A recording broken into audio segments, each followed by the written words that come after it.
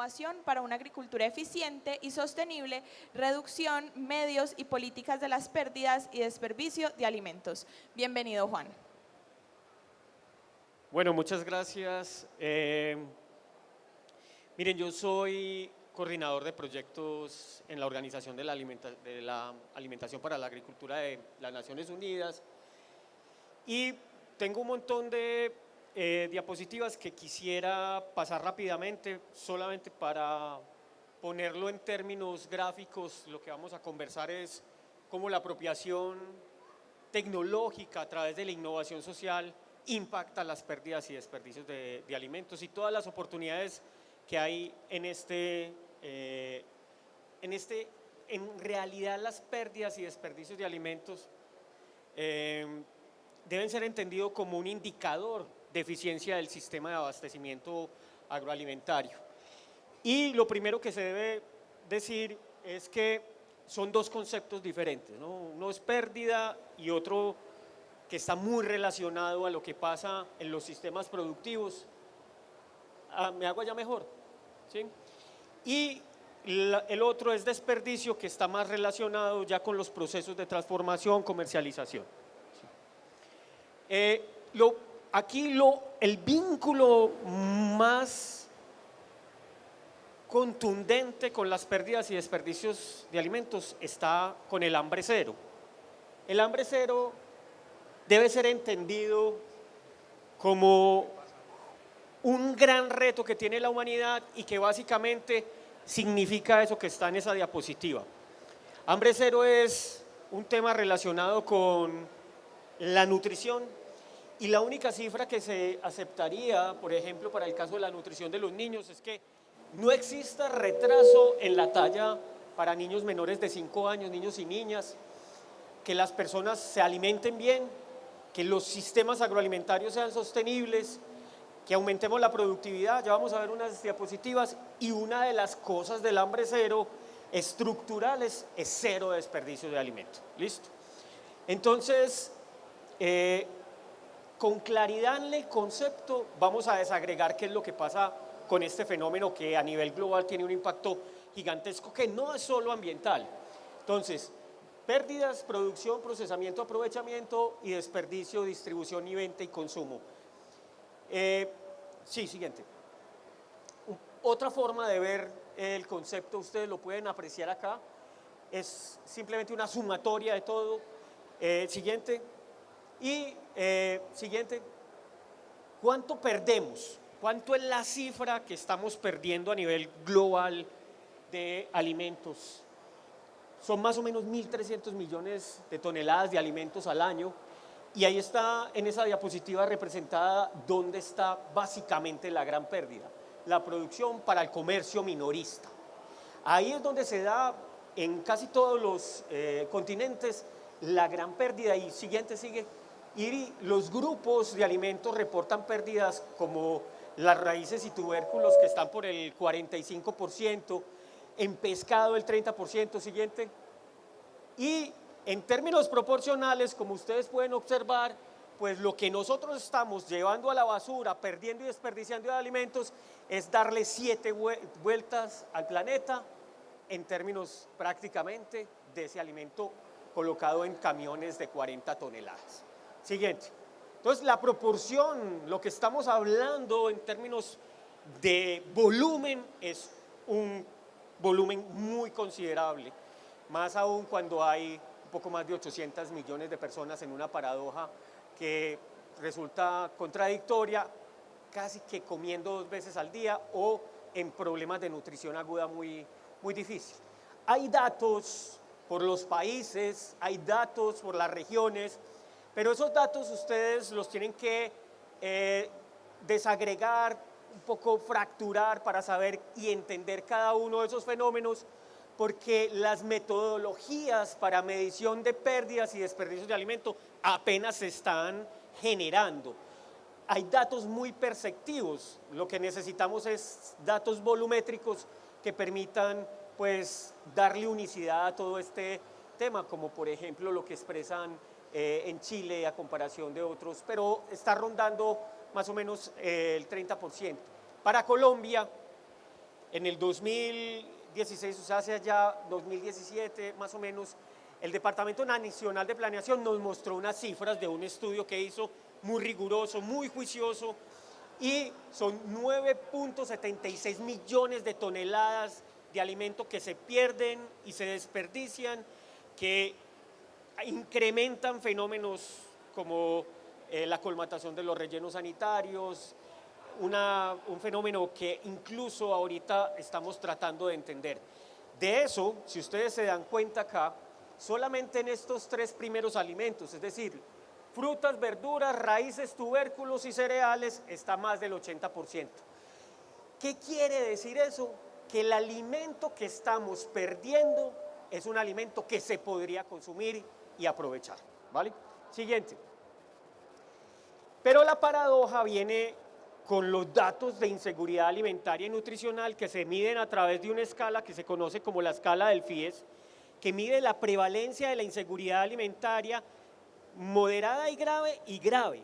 Entonces, en un país que lleva a la basura 9.76 millones de toneladas, ¿cómo es posible estos datos que nos ponen y nos cuestionan? Para el 2024, el 25.5% de la población estaba en una condición de inseguridad alimentaria. Esto es el dato oficial, medido a través del DANE. Nosotros trabajamos con ellos para poder incorporar esta medida. Y lo más triste es que acá ustedes pueden ver que la inseguridad alimentaria grave es el 5% de la población. Es decir, las personas que en realidad tienen un problema de nutrición que ya afecta profundamente su capacidad productiva, laboral, de estudios. Y la paradoja se vuelve mucho más amplia, profunda, cuando ustedes observan lo que pasa en los centros poblados rurales y dispersos, que es donde se produce el alimento. Ahí que estábamos en 25, 23, en la cabecera, alcanza 34.2%, es decir, el 34.2% de las poblaciones que son rurales y dispersas en este país tienen un problema de inseguridad alimentaria y con una población ya que pues rebosa lo que se puede aceptar. Este es el mapa que ustedes pueden observar, es un mapa entre pues un rojo intenso y bueno, es una alerta porque nosotros deberíamos tener este mapa con las potencialidades que tiene. El promedio nacional es relativamente alto. Siguiente. La grave, pues pueden observar que casi no cambia, es decir, donde hay inseguridad alimentaria moderada y grave, hay una presencia también muy fuerte de la grave. Siguiente. Y pues teniendo en cuenta que estamos acá, este es el comportamiento de todos los departamentos, pero miren Antioquia, que debe cuestionar también porque pues en sí mismo esto es un indicador de la eficiencia de nuestros programas de alimentación escolar, de producción de alimentos, de acceso y asequibilidad a los mismos, de disponibilidad. Pues Antioquia en este momento está en 27.9% de inseguridad alimentaria moderada o grave y pues desafortunadamente en el 2023 se reportó un 29.9%, en el 2024, 2023, 21.6% y se aumentó drásticamente para este año. Hay que evaluar qué fue lo que pasó, tanto con el indicador como con la población. Siguiente. Y en grave, lo mismo, ¿no? Estábamos en 3.3 en el 2022 y hoy Antioquia está reportando un 4.7%. Esa condición en el departamento que más le aporta al PIB agropecuario del país, pues pone a pensar muchísimo sobre cómo estamos redistribuyendo esos alimentos y que esto es lo que está costando bastante para que esto vuelva. Las pérdidas son una cosa que es diaria, es decir, eso pasa todos los días.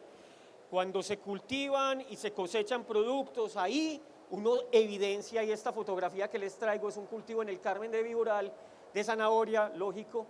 Esto que ustedes están viendo en el suelo es la zanahoria que ellos no recogen, no porque ni siquiera tenga problemas de mercado. Siguiente, sino que por las condiciones de su estética no logra entrar al mercado. Es decir, tiene las mismas condiciones nutricionales, tiene todo lo, de hecho pues podría entrar a una cadena agroindustrial, pero ellos, los productores, deciden dejarla en el terreno para abonar nuevamente, que entre al ciclo, porque no vale ni siquiera la pena, porque está torcida.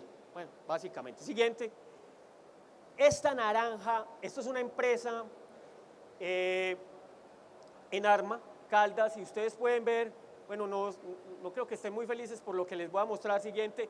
Esa es una volqueta de naranjas que se fue a la compostera. El problema en esta ocasión fue que no lograron por el precio llevarla al mercado.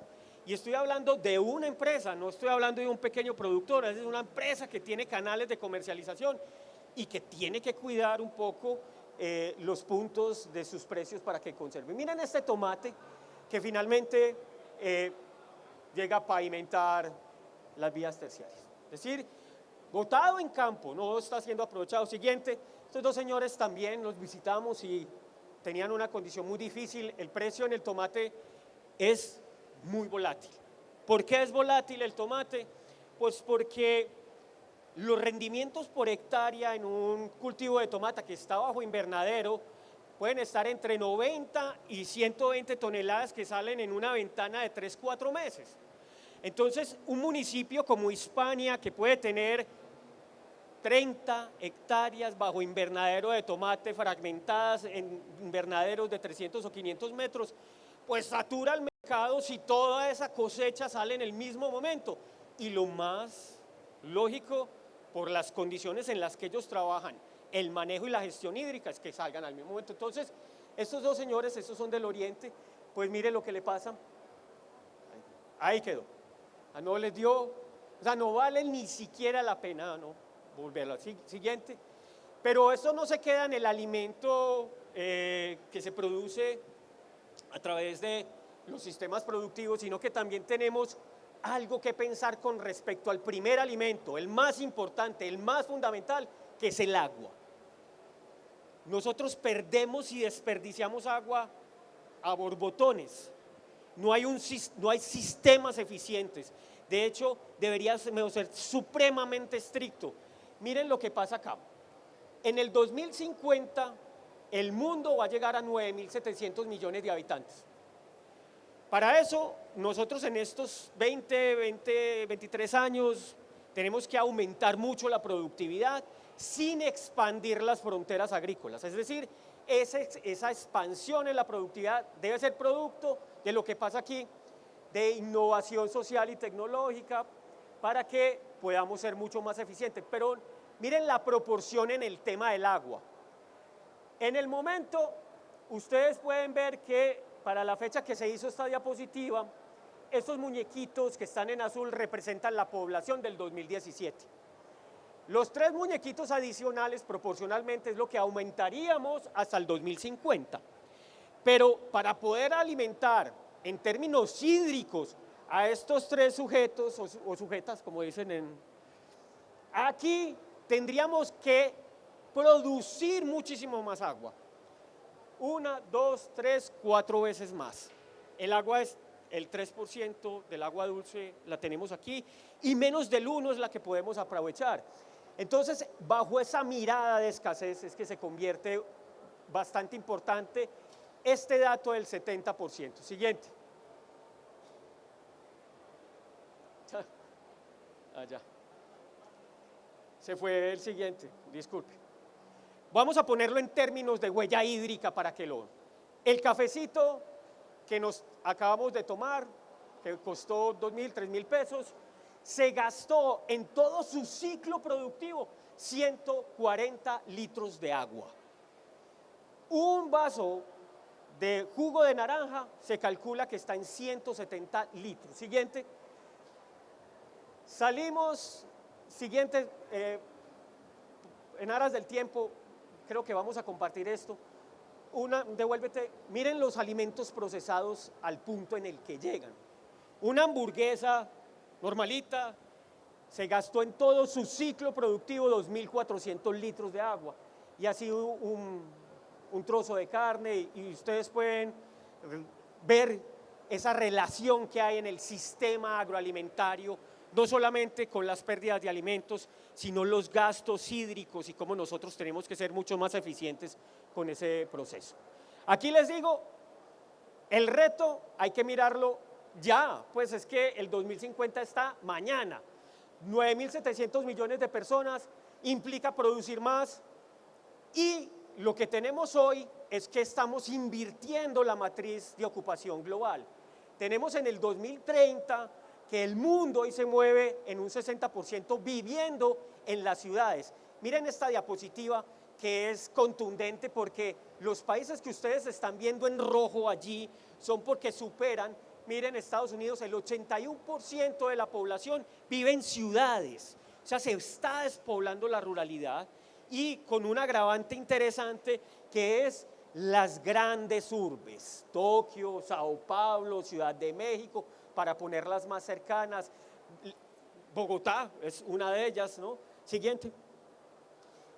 Miren lo que pasa en casi todas las ciudades, pero especialmente en nuestro país. Para 1921 eso era Medellín, 1928, siguiente, 1945, 1981, 2015. Así, este crecimiento desbordado, pérdidas de 9.7 millones de toneladas al año, quiere decir que nosotros tenemos que pensar este fenómeno de las pérdidas y desperdicios en clave urbano-rural. Esta fotografía, como se veía el poblado y ahora, siguiente, Bogotá, miren que le sucede lo mismo, siguiente, y ahí va avanzando ciudades que van ocupando y se van densificando con problemas de inseguridad alimentaria también. Siguiente. Villavicencio, una ciudad importante para el abastecimiento del centro del país. Miren lo que le pasa, pues es que básicamente cualquier foto que yo tome en los últimos 10, 15, 20 años satelital me va a representar un crecimiento urbano que se tiene que manejar en clave de sostenibilidad alimentaria. Y por eso, un poco pensar las pérdidas y desperdicios de alimentos implica pasar por esta relación urbano-rural, no más. Porque ahí está una de las grandes dificultades que tenemos: procesamiento, distribución, producción, desechos alimentarios, consumos, mercados, ecosistemas, todo eso parte de esa relación urbano-rural. Y pues este país, nuestro país, que todavía tiene los datos de las campañas presidenciales que se aprende muy bien, 114 millones de hectáreas, que esas son 40.7 aprovechables y que solo tenemos 7 produciendo alimentos, pues hay un gran potencial. Es uno de los pocos países que tiene la posibilidad de incrementar su producción agrícola a través de la expansión de la frontera agrícola. Siguiente. Estos son datos que tomé a mano para esta charla, que no son muy actuales, pero son los que se consiguen rápidamente, ustedes los pueden buscar. ¿Cómo estamos? Nuestro país tiene una producción de alimentos de 36 millones. Exportamos 5.4 millones. Importamos 13.8 millones de toneladas de alimentos. Maíz, bueno, ya lo saben, ¿no? Sobre todo los que vienen concentrados, y importamos también arroz. Pero el que más me duele a mí es el frijol. Hemos reportado en el último año una importación de frijol de 450.000 toneladas. Hombre, pues frijol, eso es allí, de Carmen de Viboral, podemos, pues me entienden, eso ya. Tenemos las 9.7 millones de toneladas que les dije, y hay algunos déficits en ese balance que se tienen que hacer, como el de los fertilizantes. Nosotros aún tenemos déficit en fertilizantes e insumos para la producción de más o menos 1 millón de toneladas. Siguiente. Todo esto que vengo diciendo se agrava por pues, esta condición. Es que no hay nada que hacer. Siguiente. Se construyó el Plan Integral de Cambio Climático para Antioquia, que pone las cifras muy claras. En el 2040 habrá un aumento del 2.2 grados para nuestro departamento. Siguiente. Y donde en el extremo es caliente, en el centro va a haber unos niveles de precipitación muy intensos. Entonces, ¿cómo nos preparamos para que estos niveles de precipitación también no afecten los sistemas productivos y no tengamos estos problemas que hay más dispersión de malezas, afectan más las plagas y las enfermedades, hay un enfoque muy claro sobre cómo manejar el agua, hay muchas limitaciones hídricas. Puede que el promedio de precipitación anual incluso sea más alto, pero las precipitaciones se vuelven más intensas y menos aprovechables. Siguiente. Y pues ya lo vivimos, es que esto no es ciencia ficción. Colombiano, miércoles 2 de julio del 2025. Por crisis, los citricultores del suroeste se debaten en seguir con sus cultivos o volver a la ganadería. En los últimos años, 3.200 hectáreas que se han perdido en el suroeste por problemas vinculados con el cambio climático, el manejo hídrico, y eso es ya, bueno, un problema que lo tenemos allí a la vuelta de la esquina. Siguiente. Miren esta fotografía que es muy diciente. Producción de frijol y maíz en el oriente antioqueño. El frijol y el maíz hacen una sinergia interesante, disminuyen los costos por el tutorado, pero miren el deterioro del suelo. Un cultivo de hortensia al frente, con polisombra, con buenos mecanismos de sostenimiento, bombas de fumigación estacionaria, un cultivo para la exportación, también en manos de campesinos. Miren este contraste. Esto no se come y esto sí. ¿Por qué pasa eso? Porque este no da la condición económica para que tenga un sistema sostenible. Mientras que la hortensia, que indiscriminadamente se usan fungicidas y fertilizantes para mantener su estética, pues contamina demasiado. Y ellos vienen avanzando en eso porque están conscientes de eso. Por eso hablamos de territorios en convergencia. Y es pasar de lógicas absolutamente sectoriales a lógicas territoriales. No se van a aprender, no se van con H, ¿no? de agarrar, aprender, de poder asumir ese reto que traen esos fenómenos si no pasamos a una visión territorial. Si nos quedamos solamente en las visiones de cadena, no vamos a solucionar los problemas que en conjunto recibe el territorio siguiente, que se expresa económicamente para un campesino de esta manera. Miren lo que les voy a contar. Esto no es una cadena de intermediación de 5, de 10 intermediarios, es una cadena normal. La yuca sale a 370 pesos porque el intermediario, el transportador, que no es el malo ni el bandido, ni se debe satanizar, sino es un actor que presta un servicio fundamental dentro de la cadena, lo compra en 370 pesos, lo lleva a la central mayorista, allá lo vendió a 800. Acá se lo vende el mayorista con su negocio, que es un negocio difícil, 2, 3 de la mañana, trabajando, desempacando, bueno. Él se lo vende a un comerciante, un minimercado, supermercado, legumbrería de un barrio o de cualquier municipio, y este se lo vende finalmente al consumidor final en 1.800 pesos. Salió en 370, pagado al productor y entregado a las familias consumidoras en 1.800. Una cadena pequeña, normal. Siguiente. Nuestro departamento hoy sigue manteniendo vínculos interesantes frente a la producción. Hemos creado una plataforma con la Universidad AFID que invito a que la revisen, se llama Sistema de Monitoreo del Abastecimiento Alimentario. Por fin, series de tiempo. No habíamos tenido la oportunidad de coger los precios del CIPSA y tenerlos en una serie de tiempo para entender los ciclos y poderle decir a un productor que sembrar tomate de árbol es muy riesgoso porque durante el año tiene 5 bajadas de precio que están por debajo de su costo de producción. Simona.co tiene esa información y sacamos elasticidades, es decir, cómo varían los precios de acuerdo a la oferta y la demanda. Elasticidad de precio y elasticidad de demanda. Y en ese análisis encontramos cuáles son los municipios que más le envían alimento a nuestras centrales de abasto, que no son solo la minorista y la mayorista, sino que hay otras centrales de abasto donde hay información y aparece el santuario. De verdad es un santuario alimentario para la ciudad de Medellín y el Valle de Aburrá. Corabastos, si aparece aquí Bogotá es Corabastos, El Espinal Tolima, Marinilla, La Unión, Estados Unidos no podía faltar, ¿cierto?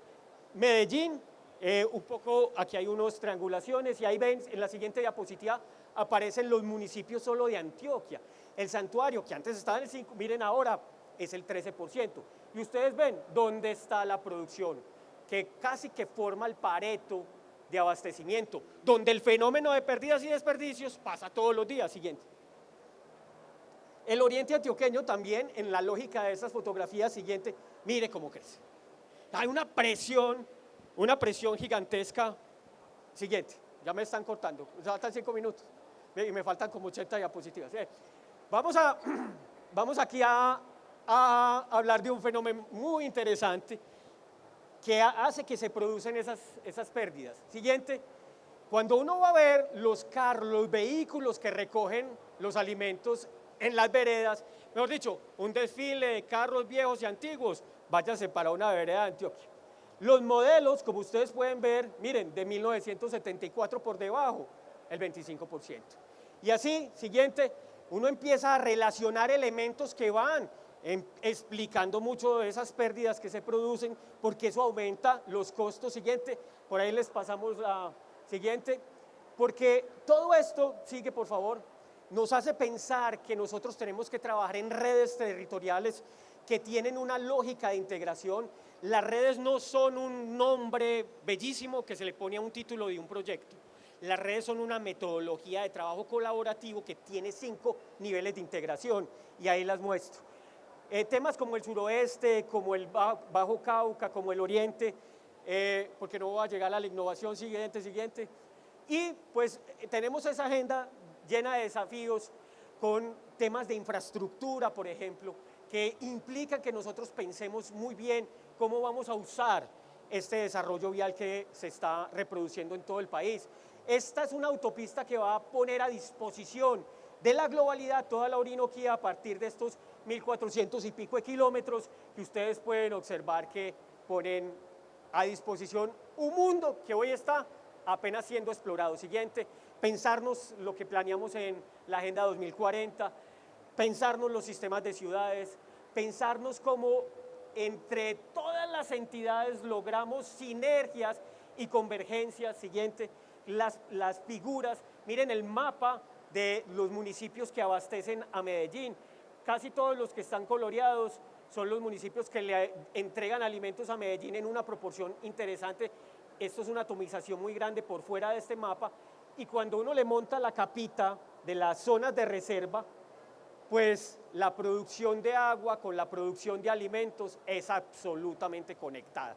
Siguiente, pensar estrategias logísticas que involucren otra mirada sobre cómo llevamos los alimentos, pensarnos que ese diseño de la década de los 50 y los 60 a partir de plazas de mercado tiene que ser replanteado y simulado por otras formas de abastecimiento, ver centros de acopio que proliferan en el departamento y en el país vacíos. Una vez llegué a Turbo a uno, estaban haciendo un entierro.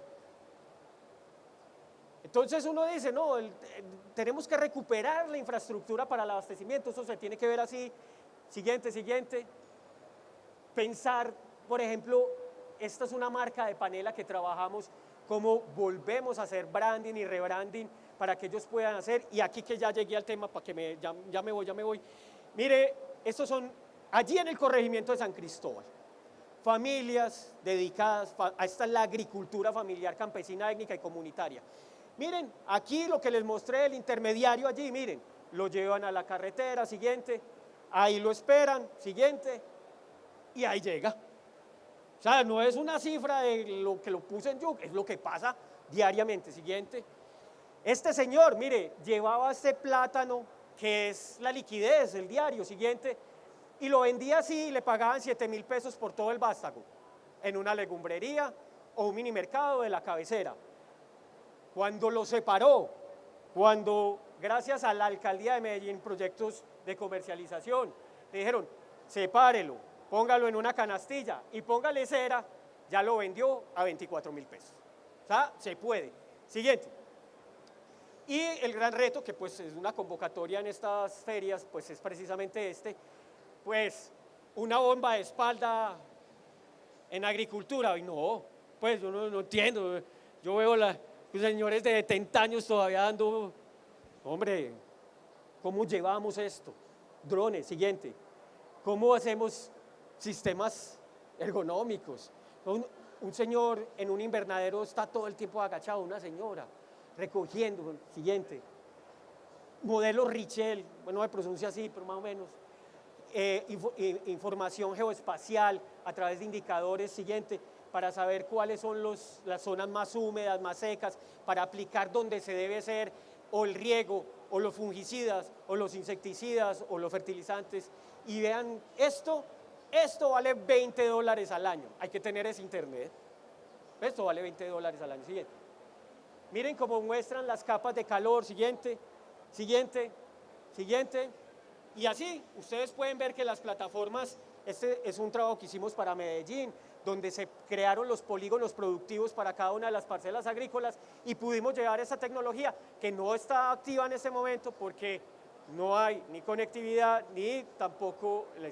Pero miren una cosa, y ya para terminar, gracias. Ya empezamos, quizás en Colombia no falte.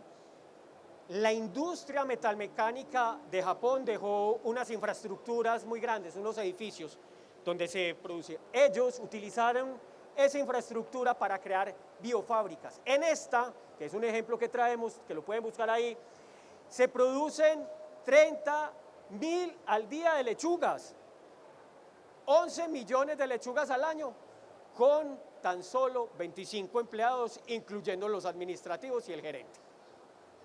Es decir, niveles eficientes de producción, como lo que ustedes ven acá. Siguiente. Yo no sé, una discusión que tengo con los zootecnistas, pero yo creo que las vacas en 100 años, eso va a ser un adorno de la ruralidad. Nosotros vamos a comer es así, a partir de células madres.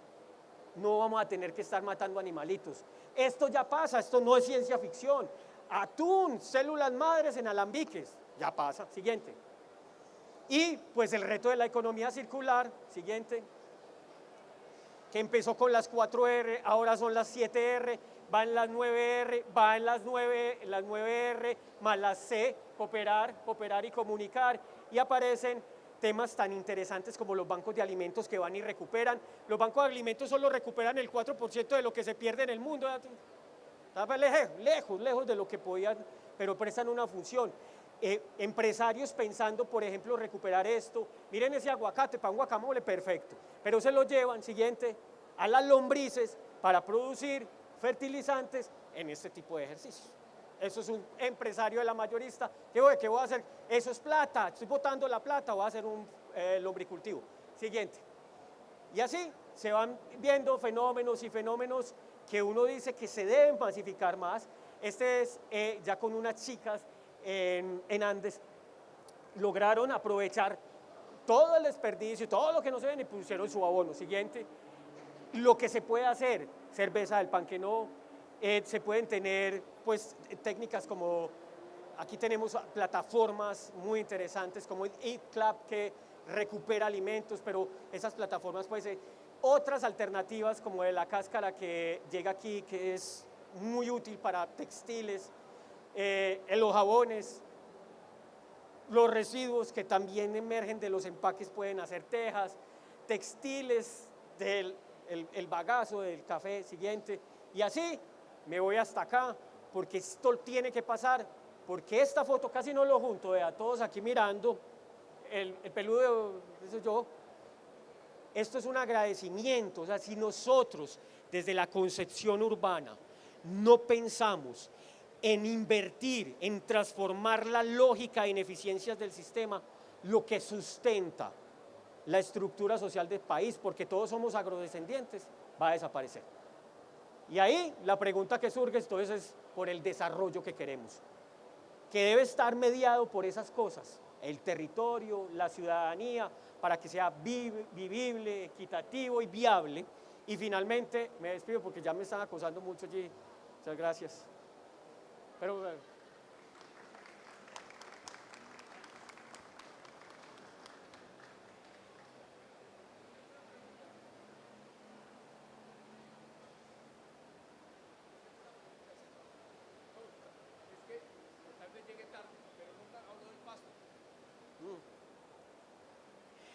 sí, es un Bueno, es que no me dieron sino 40 minutos. Sí, es el cultivo que más área utiliza, ¿no? El pasto, la pregunta sobre el pasto. Y es pues bien sabido que pues es un cultivo, o sea, usted es un agricultor, usted no, en realidad no es un ganadero. Nosotros venimos trabajando el sistema silvopastoril de una manera mucho más decidida en FAO. Ojalá tuviéramos los recursos para hacer más proyectos, pero creemos que ese sistema solo o sustentado en gramíneas tiene que transformarse también. Y tiene que transformarse porque no solamente por lo que ya es muy comentado, debatido y cuestionado y recuestionado, sino porque nosotros tenemos que generar entornos alimentarios más sostenibles. Pero el entorno alimentario no comienza o no es solamente lo que yo decido comer, sino lo que decido sembrar y cómo sembrar. Entonces las formas de uso de los pastizales se vuelven muy importantes. El país en eso ha avanzado, hay que reconocer ese esfuerzo tan grande que han hecho en los sistemas ganaderos, pero todavía nos falta mucho. Y mucho es muchísimo porque hay que hacerlo más eficiente y tratar de evitar la presión que se da con la frontera agrícola. Podríamos traer incluso después en otro espacio de estos expertos que hablen del fenómeno del pasto, que vale la pena abordarlo solamente como un ejercicio en una charla.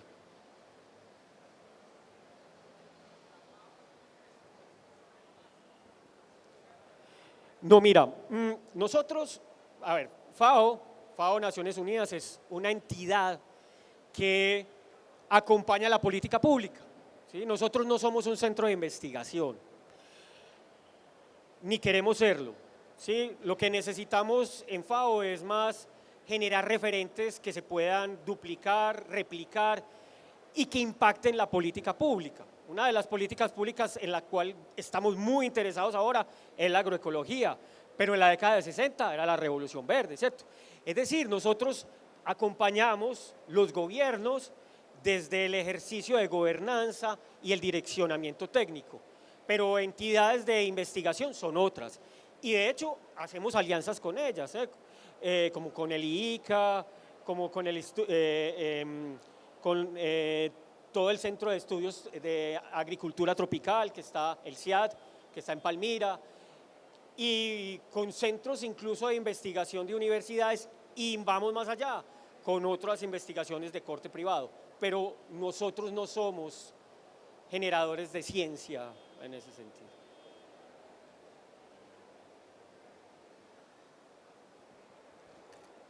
Muchísimas gracias a Juan por haber aceptado esta invitación y a todos ustedes por haber venido.